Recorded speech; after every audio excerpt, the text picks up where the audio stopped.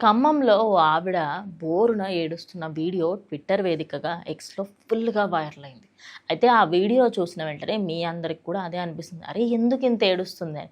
కానీ తను ఇటుక పూడ్చి అదేవిధంగా రూపాయి పోగేసి ఎన్నో సంవత్సరాల నుంచి నా సొంతింటి కల నేను ఎప్పటికైనా నెరవేర్చుకుంటాను అని చెప్పేసి అంతా కూడా సవ్యంగా జరుగుతున్న సమయంలో కొత్తింట్లో చాలా హ్యాపీగా ఉంటున్న వాళ్ళకి సంబంధించి ఒక్కసారిగా గవర్నమెంట్ సైడ్ నుంచి వచ్చి ఇది కరెక్ట్ అయిన పొజిషన్‌లో లేదు అని చెప్పేసి వాళ్ళకు సంబంధించిన ఇల్లుని కూల్చివేయడానికైతే గవర్నమెంట్ ఏకదం జేసీబీని తీసుకొని వచ్చేసింది.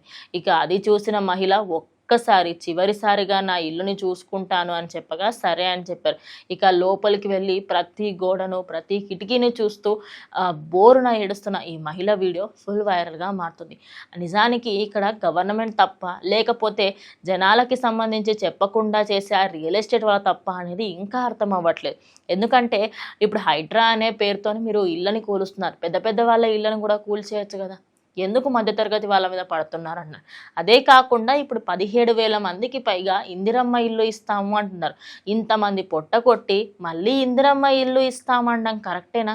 మీరక్కడ ఇల్లు ఇచ్చుకుంటూ అదే విధంగా ఇటు ఇళ్ళని కూలగొడుతూ ఉంటూ ఏం సందేశం ఇద్దాం అనుకుంటున్నారు? అసలు ఇప్పుడు ఆ అమ్మాయికి సంబంధించి ఆ ఫ్యామిలీకి మీరు ఏం సమాధానం చెప్తారు? ఆ డిమాలిషన్‌కి సంబంధించి మనీ అయినా మీరు ఇస్తారా? అది లేదు. మరి ఎందుకు ఇంతగానం దౌర్జన్యంగా చేస్తున్నారు అంటూ ఈ వీడియో చూసిన వాళ్ళందరూ మాట్లాడుకుంటున్నారు. మీరేమనుకుంటున్నారు? ఇది చేయడం కరెక్టేనా? కామెంట్ చేయండి.